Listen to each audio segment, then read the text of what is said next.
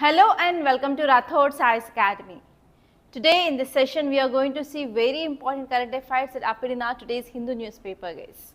So let's get started and let us see very important topics, and if those topics had been repeated means just I will be giving you brief so that you have to follow this channel on everyday basis so that you can cover comprehensive current affairs, guys. And here, apart from this current affairs analysis which we are providing in YouTube, please try to take monthly Maxims of Rathods Science Academy. We are compiling Maxims separately for mains and as well as prelims every month. So there is one course of 10 rupees which is created in our app in Rathods Science Academy. Especially you can download that app from Play Store. And there you can purchase 10 rupees course. So you will get comprehensive current affairs case. Okay. So you have to see this analysis and you have to complete that 2 Maxims. Then your work will be done. Don't create difficulty, okay? So please try to do current affairs in a simple manner. And now let us see the first topic, guys. So in the first topic, if you see the title, it says Delimitation will address concerns of southern states, says Center. So in this title we have 2 keywords, guys. First one is delimitation, second one you have to see concerns of southern states. Okay, so let me write those keywords. First one is delimitation, second one is southern states concerns.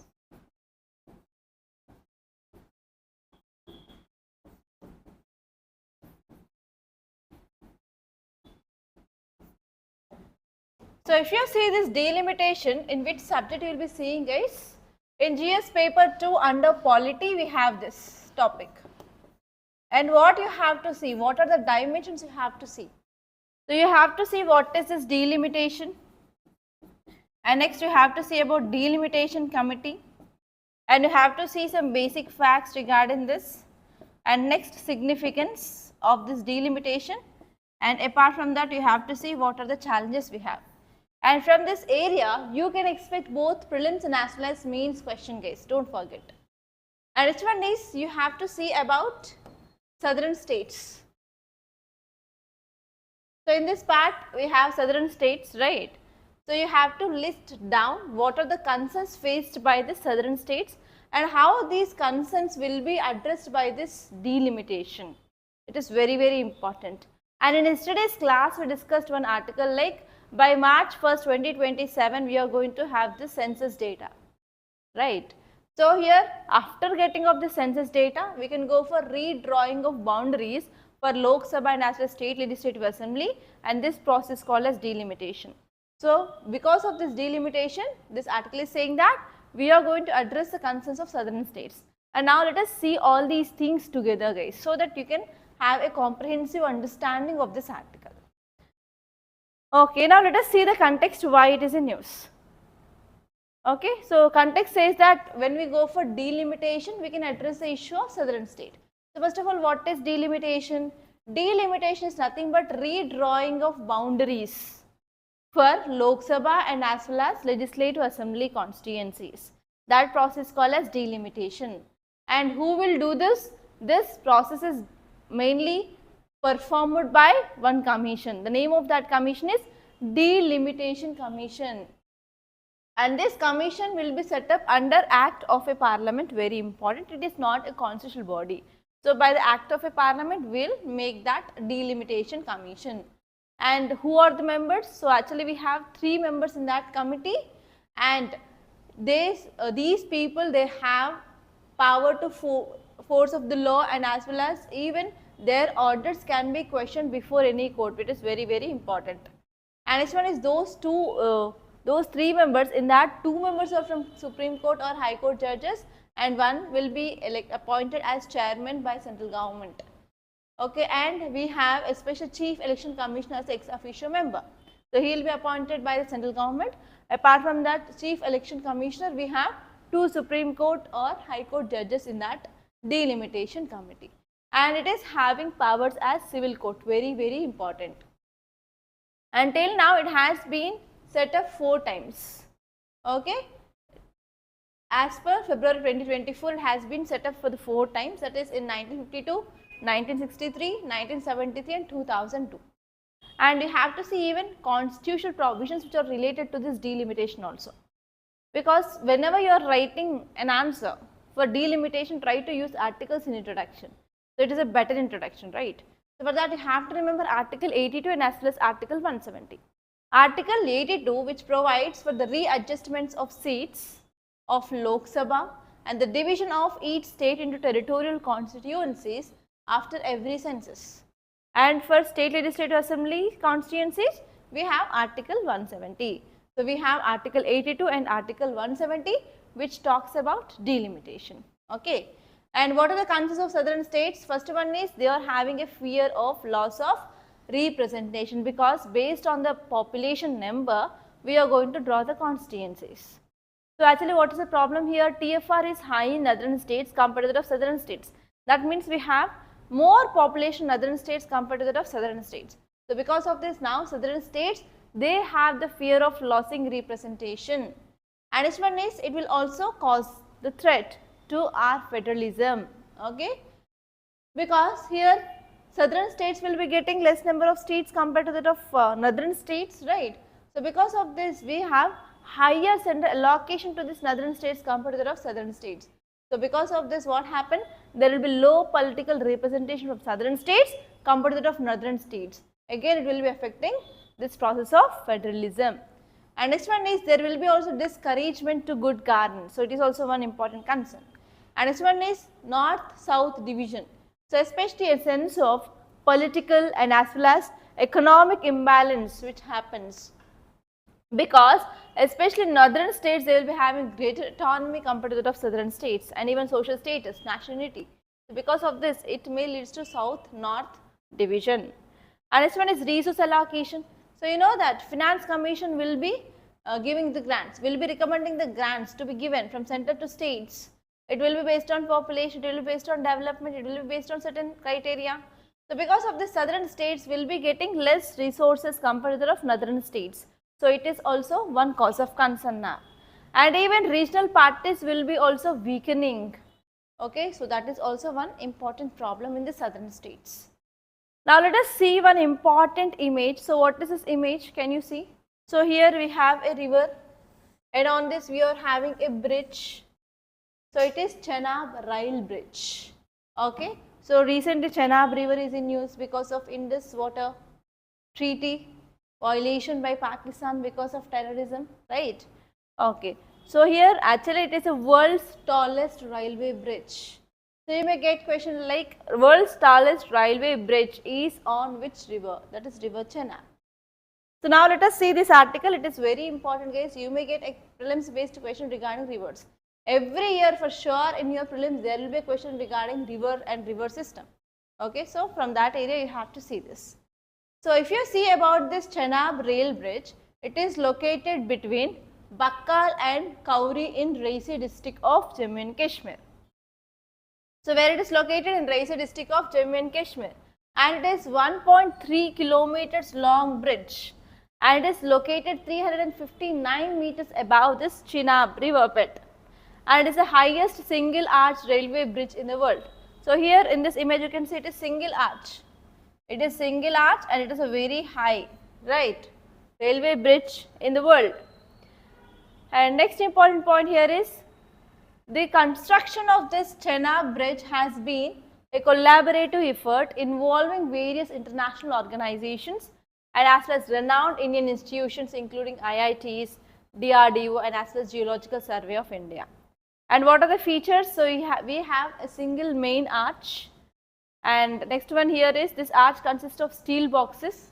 Concrete has been filled in the boxes to improve the stability of this bridge, and this bridge contains around 93 deck segments and each which is weighing about 85 tons. Okay, and we are expecting the lifespan of this bridge will be like 120 years. Okay, and it is blast proof. And because of this it can have the capability of withstanding maximum intensity of zone 5 earthquake forces also. It is very tough and very rigid and very stable, guys. And now let us see the next article. See the title. Tamil Nadu government notifies greater Flamingo sanctuary at Dhanushkodi. So this article is talking about one important bird species, that is flamingo, right? So recently we discussed about lesser flamingo, right? I think 3 to 4 days ago we discussed about this. Now it is a time to see about greater flamingo. So whenever you are getting any species which is there in news, there is a very high chance of getting question regarding that, guys. You have to be very, very careful regarding that. Okay. Now let us see this article clearly. So if you see about greater flamingo is most widespread and it is the largest flamingo species, very, very important. And where it is seen in Africa and India and Middle East and Southern Europe. Okay, it can be seen almost all over India, but we can't see this greater flamingo in high altitude Himalayas, east and northeastern India. So in this part we can't see this. And if you see, it is mainly found in brackish freshwater wetlands. And if you focus on this conservation status, it is least concern and is listed under Appendix 2, guys. And now let us see the next article, see the title. Jaishankar stresses need to boost India Central Asia links. This article is talking about India Central Asia relations. That means this article is important from GS paper 2 under IR. Right. So here you have to see how this Central Asia will be helpful for India. Very, very important. So now let us see what are the details which are given here in detail. So context says that External Affairs Minister emphasized that we need to improve connectivity and as well as trade with Central Asia so that we can enhance bilateral relations and as well as regional cooperation between India and Central Asia. So if you see the details which are given in this article is saying that Jaishankar emphasizes that we have to strengthen India-Asia connectivity and trade. And especially we have to focus on expanding of trade. How we can expand the trade? We can use Chabahar port. Where is Chabahar port located? In Iran. So we can use the Chabahar port and we can reach the Central Asia so that we can improve trade in this Central Asia. And next one here is, yes, this article is also saying that we have to go for settlement of trade in national currencies. So whenever we are going for settlement of trade in this national currencies, it will be very helpful for cross-border payments. Next one is India and Central Asian countries, they planning for deeper collaboration, especially we are focusing on trade, technology and as well as security. And the bilateral trade has reached $2 billion. The bilateral trade has reached $2 billion. And we are focusing on especially even improving of banking cooperation and especially rupee Vastro accounts and UPI discussions. So regarding UPI, there was a question 2025 prelims that in which of the following countries, yes, UPI you are using. Okay, that means if we are having this finalization of agreements, even in Central Asia also, we are going to have this UPI.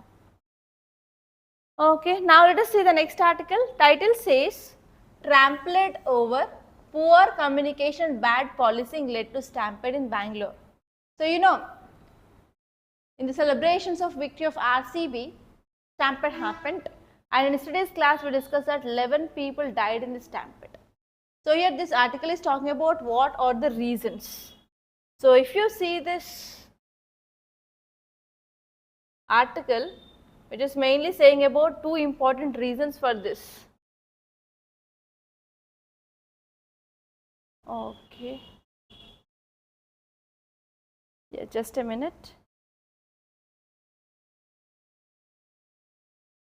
Okay, so here this article is saying that, please make a note, lack of communication and bad policing. So these are the two important reasons for this stampede. And if you see at the end, they gave like way forward, what can be done. So we need to have clear communication, we need to have effective policing, and next one here is we need to have proper advance notice for an event. So these are the very, very important three things that we have to follow to reduce this kind of disaster. The first one is clear communication, next one is effective policing, next one is proper notice. Okay, now let us see the next article. Title says, is IBC an effective resolution tool or not? So in your economy, especially in your banking chapter, you will be coming across this NPS, that are nothing but non-performing assets. And in that topic, you will be studying about IBC, Insolvency and Bankruptcy Code. So you have to see what is this IBC. So actually when we enacted or came up with this IBC in year 2016. Okay. So why we came up with this? We have to focus on clearing of issue. That means nothing but we are focusing on time bound mechanism shifting control from debitors to creditors with 330-day limit to resolve insolvency cases. If there are any NPS, if they are not paying any loans or anything, so we have to go for clearing of that issue within 330 days. So for that in 2016, we came up with this IBC code. Okay, now let us see some important facts regarding this IBC, and it is very important from your prelims, guys. So IBC is nothing but Insolvency and Bankruptcy Code. So this is the law which we came up in year 2016, and please make a note, it is based on T.K. Vishwanathan committee report. So based on this T.K. Vishwanathan committee report, we came up with this IBC in year 2016, and it consolidates various laws which are related to resolution of insolvency of business and firms. Okay, so what is this insolvency? Insolvency is nothing but the situation where individuals or any organization or any companies, they cannot repay back their debt. So if they took the loans, if they are not in a condition to repay it back, it is called as insolvency. Then what is bankruptcy? Bankruptcy is nothing but it refers to a legal status declared by a court or any competent jurisdiction for a person or entity that is insolvent. If they are not able to pay the debt, then that is called as bankruptcy. But who will say this? Court. If a court or any jurisdiction is saying that, then it is called as bankruptcy. And under this bankruptcy, court will issue appropriate orders to resolve the insolvency and protect the rights of creditors. So why we need this IBC? Especially we have lots of overlapping laws and adjudicating forums, and they are focusing on addressing of this financial failure and insolvency of companies and individuals. So because of that, the problem here is there are delays regarding recovering of this NPS, but here we are going for time bonded, that means within 330 days we have to resolve this issue. Okay, that is the thing. And next article here is, what is new in Ladak's government job reservation policy? I think 2 days ago we discussed about what changes we came up in Ladakh. So we said that there will be reservation of 1/3 for tribal councils for women, and I said that 85% of reservation. And here there is also domicile from 2019 onwards. If you are staying in that Ladakh for 15 years, then only you will be calling as domiciles. And they said that there is reservation for the locals. Okay, so all these things that we discussed. Why government came up with this? Because in 2019, government removed or abrogated Article 370. It is talking about special category status for Jammu and Kashmir. And later on, government came up with this Jammu and Kashmir Reorganization Act and divided this erstwhile Jammu and Kashmir states into 2 UTs. One is Jammu and Kashmir UT, next one is Ladakh UT. Okay, so because of this, what happened here is, the people of Ladakh, they are fighting for introducing of 6th schedule in this Ladakh. Ladakh should be added in this 6th schedule.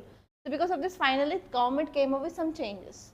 So what are the changes here? The first one is, Ladakh government has notified regulations, and in this they gave 85% of reservation in government jobs for the people of Ladakh, and around high percentage of quota for domiciles, and even EWS quota. So if you add all those things, 95% of reservation is there. Okay, and Ladakh civil society groups, they are continuing to demand for statehood, give statehood for Ladakh, and inclusion under the 6th schedule of tribal status, and as well as they are demanding for autonomy for Ladakh, and especially they want to get protection for land and as well as employment. So because of all these things, yes, so these are the recent changes that came up. So you have to remember 85% of reservation for locals and 5% addition for domiciles, and next one here is 10% of reservation for EWS. The total reservation is 95%, and even they are providing 1/3 of reservation for this women also. Okay. So these are the things that you have to remember, guys, and already we discussed about this topic earlier. So just see about what is the 6th schedule, what are the special provisions or advantages for a state which is included in this 6th schedule. I will be giving you mains question on this, guys. Okay, so these are the important topics that appeared in our today's Hindi newspaper. By this I am concluding.